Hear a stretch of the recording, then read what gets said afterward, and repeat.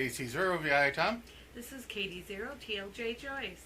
It's a gorgeous Sunday. I don't know why we're Oh, doing beautiful. this. I don't know. We should be outside. That's what we should be. First thing I do is kind of I want to apologize. She had nothing to do with it. The audio on the two car charger videos were kind of weird. The one in Austin, I knew was a little low. I bounced the gain up on that. It sounded okay on the proof. The one in Mason City, same deal. But I got a couple comments from some people that they couldn't hear any audio on the section. And I recorded off my iPhone. This is an iPhone... Barack Obama, okay. News item. Is an iPhone 7 Plus. And Apple's always bragging on how good the video is on these iPhones. Well, they don't say anything about the audio for good reason. It's horrible. It's actually recorded in mono. Doing some, checking on some of the how other devices do their playback.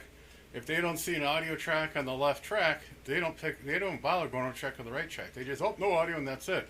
I apologize to the people who didn't have any audio. Some of the ones who had a little smarter devices, they said it was low. Like I said, it proved okay here. It's just one of those learning process you go through. Audio is one of the hardest things to work with, and go around and listen and watch a lot of the other YouTube channels, and audio is all over the place. I had somebody ask me at work once, why is it so hard to work with the audio? Because you don't see it. How I hear it, how she hears it, and how you hear it, it's all different. Then when you play it back on all these different devices, it's all going to sound different. So if you know a good audio engineer, make sure you give him a good hug and kiss. I sure ain't one. So that's done. We want to talk about the 3D printer we picked up. This is an AnyCubic Mega Pro. It's the one that she wanted because it has the laser for engraving. Yep. One of the first things after we got it out of the box and assembled, we noticed that one of the micro switches for the elevator was damaged. I emailed the tech support, and they got back within an hour, which really surprised me. And, oh yeah, one of those again, okay. And when I responded back with the address and more information, I go, what do you mean another one? She goes, well, I assume, this was the gal's name. When they put it in the box, we found that there was something in the way and it was breaking parts. Okay, did we bother checking some of the ones we packed before? And you got the part, and the first thing that you print out, it comes with an SD card with some files on it and some instructions. I didn't know there was instructions on there.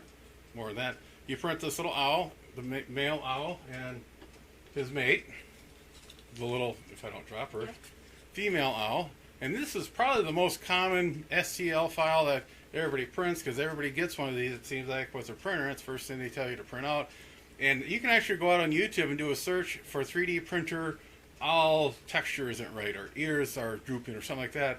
This is a common file that a lot of people who print first, and they can tell, okay, well, this is what you're going to have to do to correct this problem, or you got to do this to correct this problem. So, and even when you buy the filament, this is a 1,000 gram roll. They'll actually have one of the owl statues next to it to show you how good it prints out.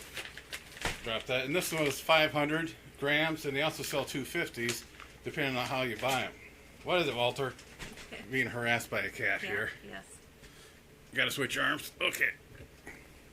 So, once you get the filament, you print it in. I thought, okay, we got the first one done. The next thing I wanted to print out was a little deal here to hold all my flash drives. I had all the flash drives I had on a lanyard and had a hook on the computer desk, but they all got into a big tangled ball, so that niched that idea. And so I went to print this, and lo and behold, the SD card was corrupt. I thought, oh, that's strange. So I took it back to my computer, reformatted it, downloaded the STL file, put it back in the printer, and it got corrupt again. Come to find out, it's a common problem with this, with the Mega Pros and Mega family, that the SD reader corrupts the card. So they sent me a new card along with the daughter board. The daughter board plugs into the motherboard on the unit, but they didn't tell me, instead of having like a 12-pin socket that goes into 12 pins on the motherboard, there's 12 pins, but there's like 39 other pins in this area. And when I pulled it off, I didn't know which it was, and I was panicking. They kind of sent me a nice little drawing and said, here, make sure it's lined up here and here, and it's worked. So tech support's real good. The actual unit, we paid what, $290 something by the time we got in here. It was a pretty good discount on it for the holidays. If you're a do-it-yourselfer and you don't mind messing around with stuff, it comes with Cura. It's the software that you take your STL files and make it into G-code. It's a slicing program, they call it. And with that, you can do a lot of stuff. You can make the object larger or smaller. You can rotate on the bed. This guy is too long to go on our bed like this, but I was able with Cura is rotate it on a 45 and it printed off fine. So it's kind of neat what you can do with it. We'll show some videos of us what we've printed for Valentine's Day and for St. Patty's Day. One thing we found out, the bases were not watertight. Nope. And I know somebody was telling me once, I got to figure out who it was and get back to them. They said that if you put something like alcohol or acetone a little bit in there, that'll cause the plastic to reflow a little bit. I made some holders for the two-way radios for the camper, and there's a little there's a little flanges there on the side. It's close enough, so I went to take the Dremel tool to trim it off, and it reflowed the plastic. Instead of grinding it off or cutting it off, it melted it. So this is a desk organizer I needed for the Mason City video production control room. The desk in there is kind of a modern-looking desk, so I was looking around for a modern-looking desk organizer. And it fit in fairly good. I mean, I got my highlighters, my Sharpies, my pens, my Post-it notes. It sits off to the side on the tabletop there where I can reach it, and it's out of the way, and it kind of blends in fairly neat. A few items we made for St. Valentine's Day. These are wall hangers, along with some picks we made up. This pick here is normal size. The first one I held up was 100% larger, and this is 200% larger. Took roughly an hour to print that one out. Here's some more items we printed out for St. Valentine's Day. A couple different types of vases. That twist vase was really interesting when I was printing up. Some keychains and some more picks. The picks were very popular. For St. Patty's Day, we have the top hat, pot of gold, four-leaf clover vase. The four-leaf clovers by themselves are supposed to be used for earrings. And we have this headband with a couple of four-leaf clovers on top. We use a PLA plastic, which is quite soft, so it does not dig into your scalp when you're wearing that.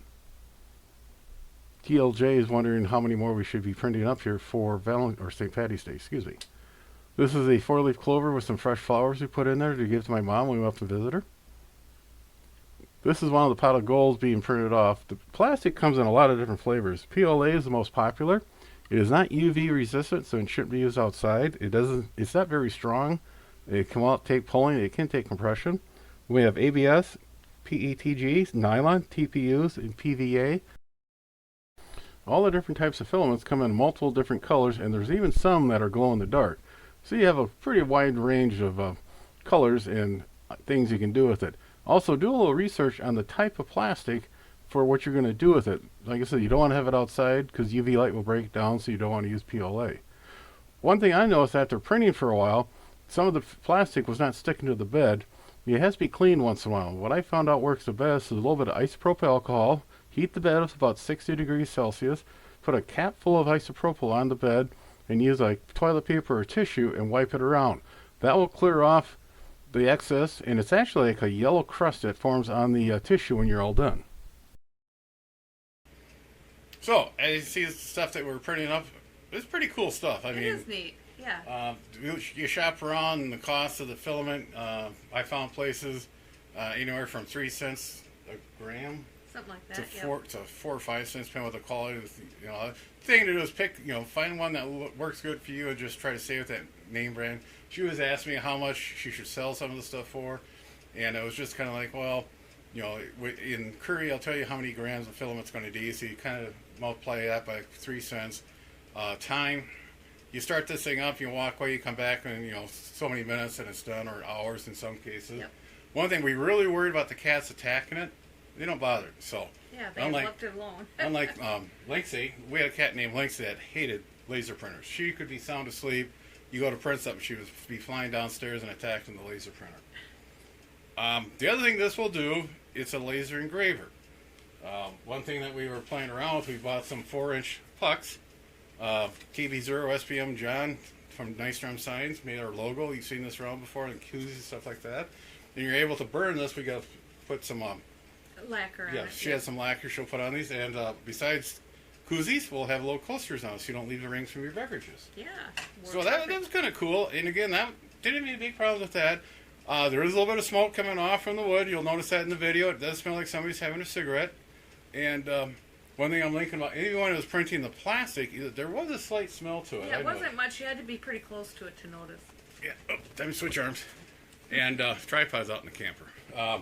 One thing I'm going to do, you can buy these fume extractors for your solder station for about $100. I think I'll pick up one of those and have it next to it. And best yet, if the boy will move out of the house finally, we can just move it up to his room. Hint, hint, hint. Putting on the laser assembly is fairly easy. There's a top stop, a right stop, and a left stop. The right stop does have an Allen screw to tighten it up. And you do need to remove this head when you go back to 3D printing. You want to route the cable up out of the way of the assembly. They give you these little wire ties to secure it. What works best is these strips of Velcro I found. You want to make sure the cable's routed up and around so it doesn't get snagged on anything. When that laser head travels back and forth, or at the table going front and back. You need to undo this red connector from the print assembly. There's a green connector underneath it. You want to unplug that and plug in the green connector from the laser assembly. Make sure you don't bend any of the pins when you push the connector in. Once you have the green connector in, then you need to put in the red connector. Again, be careful you do not bend any pins. Now it's all set to go. Now, since we're using the laser engrave, we don't care about the temperature. We're not going to get anything red there or do any preheat. We'll hit print, and we want to find our image. Image 1. We want to reverse the picture. Works best if we run this up to the strength of the laser to 30. Hit the check mark. Then we hit the laser identifier. What that will do, spin around here. Red's going to find where it's at. And the laser, let's see if we can get this lined up a little better for you. There we go. Okay, we got to bring the puck down a little bit and over to the side, so we'll pull it down a little. Looks pretty good there. We got a little, I think we need to just go over a little bit this way. That looks good there. On top's good. It takes roughly 62 minutes to burn the logo in one of these 4-inch pucks. During the alignment, the beam is at a low rate, so if you do actually get touched by the beam on your fingertips, it's not going to hurt. But on the higher rate, when you're actually burning the cardboard, the wood, or leather, it could be quite painful. As you can see, there is some smoke rising up, and there is a smell to this. So like I said, a fume extractor or a window open would be the best. You should be wearing a pair of laser-approved safety glasses when you're working with this. That beam is quite bright, and watching it too long will give you a headache and could do some damage to your eyes. It's quite interesting to watch this as it creates the image. Just one of those things you can do. TLJ is looking at possibly doing something in leather, she was saying. That'd be interesting to see what she comes up with. Thing to do is just try and experiment a little bit like we did with this, coming up with the proper amount of current to the laser. Default is 0 and you could barely see it, and I ramped it up one time to 40 and it really burnt it. On that, like I said, if you can come across one, they're okay. I mean, I was worried we weren't going to have enough things to print off with it. The files, if you're good in a CAD program, you can create your own and save it as an STL file. Or you can do like I did, Google 3D printer files, and you'll come across quite a few websites that it's nothing but a depository of these files. Some of them want you to make an account so they know who's in there doing that. A lot of the authors of these files will ask for donations. They'll just say, no, go ahead and use it. If there's a problem with it, get back to him or them, and they'll help you get corrections.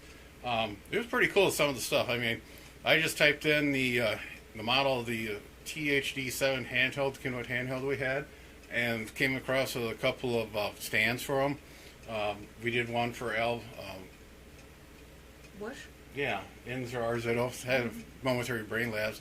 With his handheld, we came across a stand for that, so I'm going to next meeting I'll talk to Al, see if he wants to print one off for him and what color. Oh, I'm sure he will. So it's kind of a neat deal. And again, it's a time thing. It takes a lot of time. I think the longest thing we printed was one of those big red vases for her, and that was like 12 hours. Something like that. It was yeah, a long time. So, again, you got to make sure you're a handy-dandy person where if you run into these little problems, you can figure it out. If you want something, you just plug the file in, it kicks it out. Spend a little more money, get the higher-end 3D printers.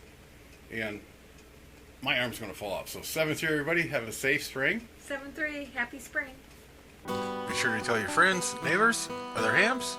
Subscribe, hit that bell to get notification when new videos come out. Add comments below. 7-3, everybody. Are you ready for your close-up, little doggy?